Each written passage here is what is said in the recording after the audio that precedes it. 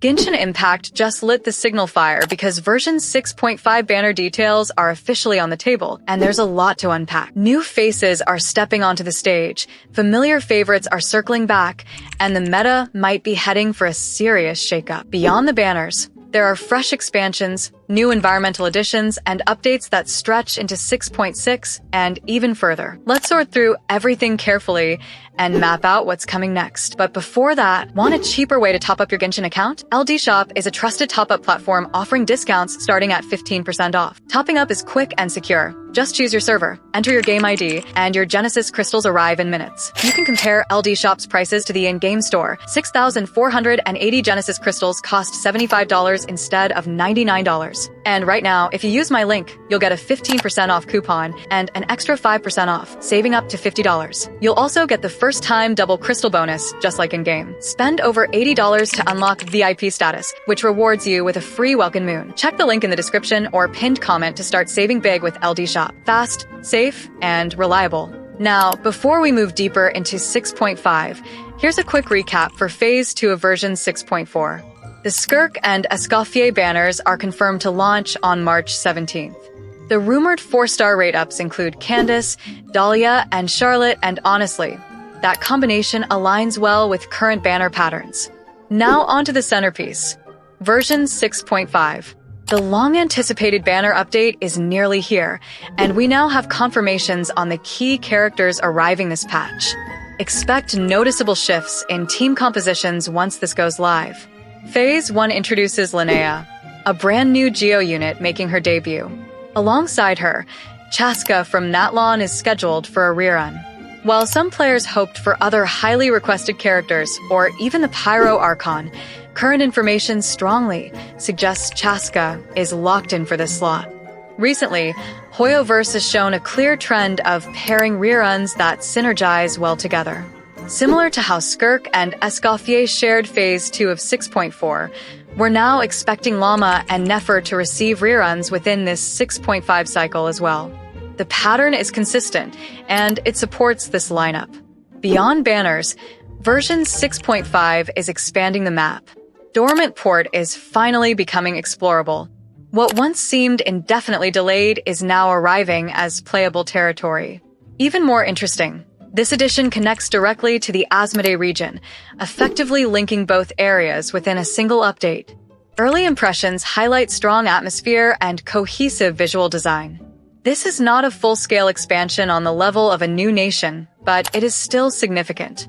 Reports estimate the size to be roughly equivalent to 2 Dragon's Pine regions combined, although about half of that consists of open water. Importantly, this expansion is separate from Nod Cry and should not be mistaken as part of that region. Now, let's step into version 6.6, where things start accelerating fast. Nicole is officially confirmed for this patch, and she's already being discussed as one of the most impactful additions in recent memory. As one of the original witches, her lore presence alone gives her weight, but her gameplay potential is what's turning heads. She is expected to serve as a pyro support tailored for Varka teams, operating as a shielding support with buffing capabilities. Comparisons to Bennett are inevitable, though Nicole appears more flexible overall, trading a slightly lower buff ceiling in exchange for protective utility. She synergizes extremely well with Durin and Varka, forming what could become a very stable and powerful team core. For players investing in mono-elemental setups, Nicole looks close to essential. Joining her in 6.6 is Lohan. Based on in-game footage, he is confirmed as a Cryo character and is rumored to wield a polearm. Current expectations suggest he will eventually be added to the standard banner pool. His exact role remains unclear for now, but his Cryo alignment already places him in interesting territory given future reaction speculation. As for reruns in 6.6, the Nod Cry roster is somewhat limited. With Llama, Nefer, and Flynn's appearing in recent patches and Columbina likely being reserved for 6.7, Durin emerges as a strong rerun candidate here. Strategically, pairing Nicole and Durin in the same phase would maximize synergy appeal, especially for Varka-focused teams. For the final slot, speculation is still open. At this stage, guesses vary widely. Surprise reruns are not off the table either, with names like Mavuka or Seat Lolly circulating in discussions. Then comes version 6.7, and this is where the tone shifts dramatically. Sandrone is expected to debut here, marking one of the biggest turning points leading into the Snezhnaya arc. Early descriptions position her as one of the highest damage dealers in the game, though full kit details remain tightly guarded. Current data suggests she may center around superconduct mechanics, functioning especially well alongside units such as Raiden and Fischl. While her full reaction ecosystem may not yet be complete, she could be laying groundwork for future characters, similar to how earlier releases quietly prepared the meta for Nod Cry. There is also strong expectation that Columbina will receive her first rerun during this phase. Historically, major characters, especially Archons, tend to rerun toward the end of a regional cycle. Additional rerun possibilities include Kinich or other Natlon characters who have been absent for several patches. Version 6.8 remains largely unconfirmed. No solid banner lineup has surfaced yet, but based on the pacing so far, more surprises are almost guaranteed as the narrative continues unfolding.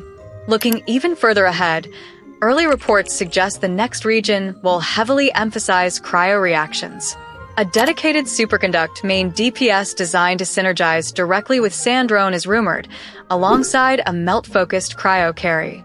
However, this is still early information and should be treated as speculation rather than confirmation. By the time version 7.0 arrives, major story arcs are expected to reach resolution.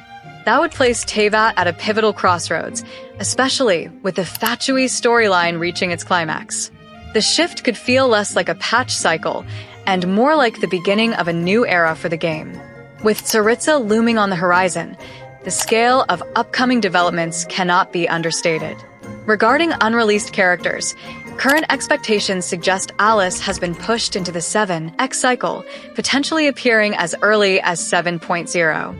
Alongside her, long-awaited figures such as Dainsleif, Pantalone, Pierrot, and Tsaritsa, the Cryo Archon, are anticipated to debut throughout the 7X versions. Everything points towards steady escalation. That covers the full roadmap for version 6.5 and everything waiting just over the horizon.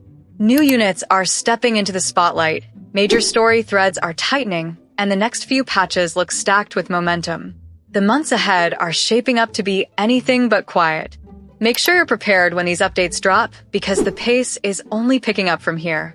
If you want to stay on top of every leak, reveal, and banner shift, subscribe and switch on notifications so nothing slips past you. Thanks for watching all the way through. I'll catch you in the next one.